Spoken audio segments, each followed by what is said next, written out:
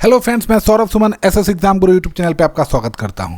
आप शायद भूल रहे होंगे या आपकी जो मंशा है वो तो अच्छी है, लेकिन आपका दिल और बीपीएससी का दिमाग दोनों काम नहीं कर रहा है। कैसे? देख लीजिए।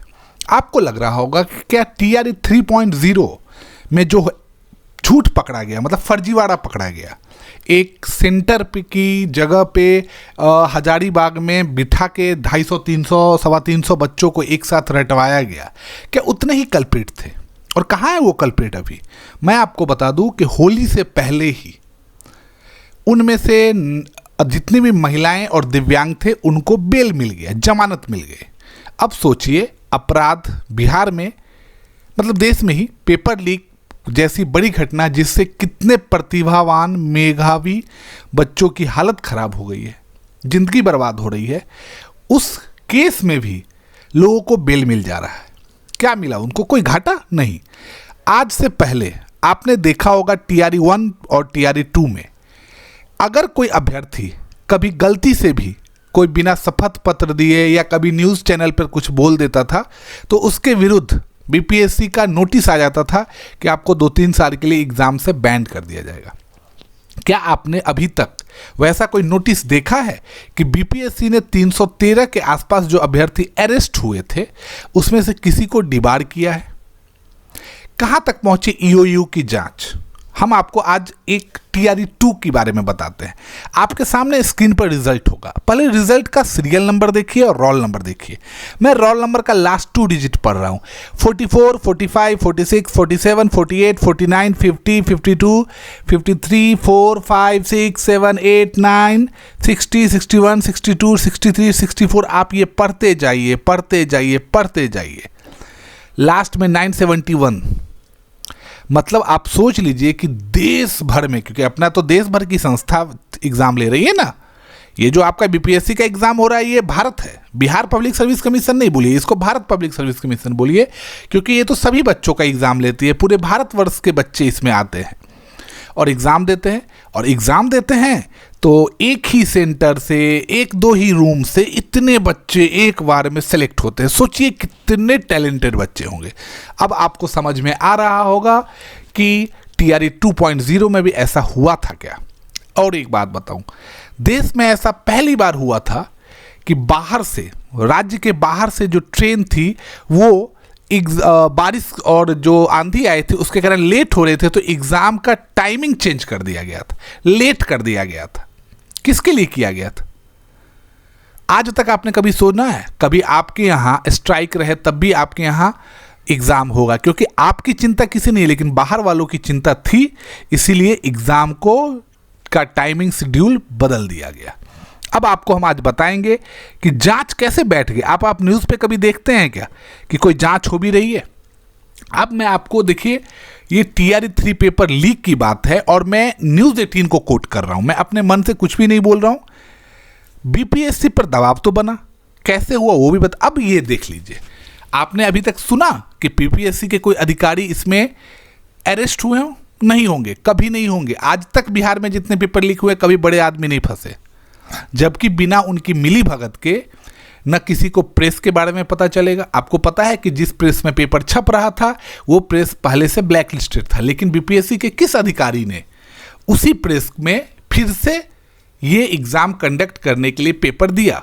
क्या वो नहीं पकड़े जाएंगे? नहीं पकड़े जाएंगे। अब सोच समझ के रख लीजिए, आपके साथ सदैव अन्याय होगा और इनके साथ सदैव न्याय होगा। इनको कभी कुछ नहीं किया जाएगा। ये तो लिखा ही हुआ था, ये तो पूरा आपको सेंटर लिस्ट भी दिखा रहा था मैंने। यूपी से ही जुड़े तार है, और सबसे ज़्यादा बच्चे जो आपने देखा होगा पिछले टीआरई 2 में कट ऑफ कितना हाई गया था, इसके पीछे भी वही चीज़ हुआ होगा, इसका अंदेशा सबको लग रहा है। देख लीजिए, आपके सामने स्क्रीन पे जगह का भी नाम दे रहा है कि किस किस जिले से ऐसा हुआ होगा। अब यहाँ देखिए, 28 जिलों से अभ्यर्थियों को इकट्ठा किया गया था। 68% अभ्यर्थी नालंदा, लखीसराय और पटना के थे, और इसमें कोचिंग सेंटर्स की भी मिलीभगत आ रही है। लेकिन एफआईआर में किसी भी कोचिंग संस्थान का जिक्र नहीं किया गया है। लोकल नेटवर्क के जरिए इनको इकट्ठा किया गया था। नालंदा के सबसे ज़्यादा 113, लखीसराय 39 और पटना के 34 अभ्यर्थी का लीक पेपर प्रश्न में उनको रटा दिया गया था। अब सबसे ज़्यादा रोचक और ज़रूरी बात यह है कि TRE 2.0 में ऐसा हुआ था क्या ये सही तरीके से जांच, EOU तो बहुत अच्छे से कर रही है जांच, लेकिन अगर ये जांच सही तरीके से हो तो आप देखना कि TRE 2.0 में जैसे आपने देखा सॉल्वर गैंग, किसी को लगा था कि अपने एग्जाम के बदले दूसरे को बिठा दिया जाएगा, लेकिन जब के पाठक सर ने जांच शुरू करवाया थंब इम्प्रेशन का तो उसमें बहुत सारे लोग पकड़े गए ना। तो इसका मतलब वहाँ भी हुआ था ये गड़बड़ी, तो इसका मतलब है कि यहाँ भी गड़बड़ी हुई होगी। लेकिन अब मनसा पर है सवाल, और ऐसे भी बिहार में आचार संहिता पूरे देश में लगा हुआ है तो बिहार में भी लगा हुआ है। अब मैं आपको अगर ये चीज़ अभी आगे और भी बताऊंगा, लेकिन सबसे पहले मैं आपको BPSC पे ले जाता हूँ। मैं इसको पहले एक बार रिफ्रेश आपके सामने मार के दिखाता हूँ। 6:53 PM में ये लास्ट अपडेटेड है स्क्रीन पे। कोई भी, क्योंकि 21 तारीख के बाद से वहाँ पे छुट्टी चल रहा है, आपका एग्ज़ाम का पेपर लीक हो गया, किसी को कोई चिंता नहीं, वो तो आपने प्रेशर बनाया जिसके कारण वो पेपर कैंसिल हुआ, नहीं तो आराम से जो सेटिंग हुआ था उसी के हिसाब से रिजल्ट आता, सब फेल पास सब एक जैसे पैसे दे के लोग हुए रहते। लेकिन कोई वहाँ न्यूज़ नहीं है तो कुछ होगा भी नहीं। अब मैं और सब जगह मैंने आज पेपर कटिंग ही लगवाया है कि इससे ये ना हो कि नहीं, देखिए EOU जल्द कर सकता है खुलासा, इसका इंतजार है। अब इंतजार कब पूरा होगा भगवान जाने। आपका तो TRE 3 का पैसा से लेके समय सब गया। अब मैं आपको जो एकमात्र यूथ लीडर आपके लिए, छात्र लीडर दिलीप सर अपील कर रहे हैं, अब उनका ये स्टेटमेंट देखिए। BPSC TRE 3 पेपर लीक में कोचिंग शिक्षक, बड़े बड़े नेताओं और अधिकारियों को बचाने के लिए, इस मुद्दे से ध्यान भटकाने के लिए कुछ लोग द्वारा जानबूझकर कुछ अन्य मुद्दों को प्रचारित किया जा रहा है। आप सभी से अपील है कि TRE 3 पेपर लीक में संलिप्त कोचिंग शिक्षक, नेता एवं अधिकारियों पर कार्रवाई के लिए आवाज़ बुलंद कीजिए, नहीं तो बड़ी मछलियों को बचाने का षड्यंत्र शुरू हो चुका है। देखिए, हमने आपको कहा और आप सुन ही रहे हैं, अगर बड़ी मछलियां नहीं पकड़ी गई तो आगे भी प्रतियोगी परीक्षाओं में पेपर लीक एवं धांधली सेटिंग होती रहेगी। अगर बड़ी बड़ी मछलियों को पकड़ लिया जाए तो पिछले जिन जिन परीक्षाओं में इन लोगों ने पेपर लीक एवं धांधली सेटिंग करवाया सब उजागर हो जाएगा। लेकिन बड़ी मछलियां नहीं पकड़ी गई तो कुछ नहीं होगा। पेपर लीक में संलिप्त शिक्षक, कोचिंग शिक्षक पैसा देकर मुद्दे से सबका ध्यान भटकाने के लिए अलग अलग मुद्दों को प्रचारित करवा रहा है। आप लोग की भावनाओं से खेल हो रहा है, सावधान रहिए। और ये हो रहा है।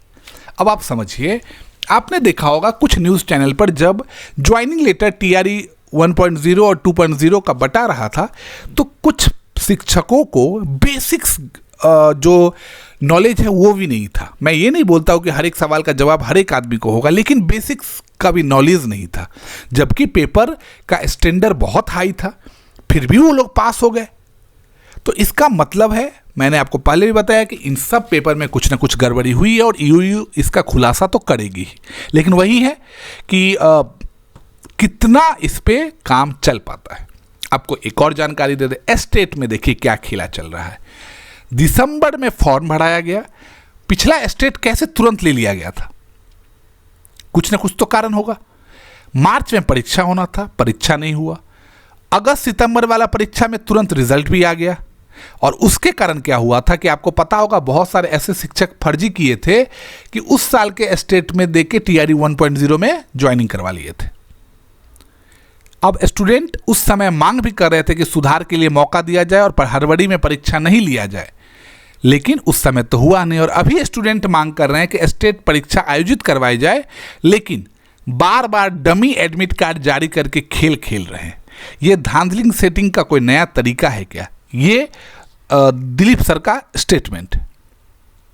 अब देख लीजिए, अभी तक यही चल रहा है कि TRE 2 में आप लोग आइए, प्लीज ज्वाइन कर लीजिए। अरे जिनको ज्वाइन करना था वो कर लिए, जिनको फर्जीवाड़ा करना होगा वो भी कर लिए होंगे। अब यही शिक्षा विभाग अगर आज पूरक परीक्षा सप्लीमेंट्री का रिजल्ट दे देता TRE 2 का, तो 14,000 से ज़्यादा शिक्षक अभी और जॉब कर रहे होते। लेकिन उसने किया नहीं, हड़बड़ी में TRE-3 किया, TRE-3 का पेपर लीक हुआ, उस पर ध्यान नहीं गया, एक भी अफसर अभी तक पकड़े नहीं गए, और हम यहाँ बैठ के ज्ञान दे रहे हैं। वही चल रहा है। अब देख लीजिए, अभी तक उन शिक्षकों से प्रतिवेदन ही उपलब्ध करवाने की मांग चल रही है। बाकी आप मेरे साथ जुड़े रहे, मैंने आपको BPSC का भी साइट दिखा दिया है, आपके लिए कोई भी नोटिस नहीं है। पेपर भी अब इलेक्शन के बाद ही होगा। बाकी आप पढ़ाई करते रहें, लेकिन अपनी आवाज़ उठाते रहें, नहीं तो सबको बचा लिया जाएगा। मेरे साथ जुड़ने के लिए बहुत बहुत धन्यवाद। चैनल को लाइक और सब्सक्राइब करते रहें।